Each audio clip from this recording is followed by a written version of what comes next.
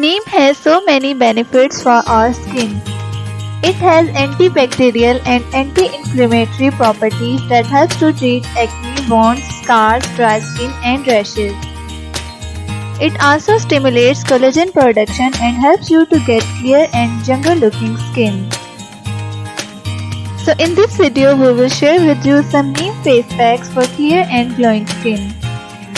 For this all you need is neem leaves, half cup mashed papaya and 2 to 3 drops of rose water. Take neem leaves and make a paste of it after boiling the leaves. Then add some mashed papaya and rose water into it and mix well. Now apply this paste all over your face and leave it for 15 to 20 minutes. After that, wash your face with water. This face pack will help to cleanse your skin and reduces the acne and breakouts. Papaya helps to rejuvenate your skin and makes your skin glowing. For making this face pack you need neem leaves, 1 teaspoon sandalwood powder, 1 teaspoon fuller's earth and 2 to 3 teaspoons of rose water.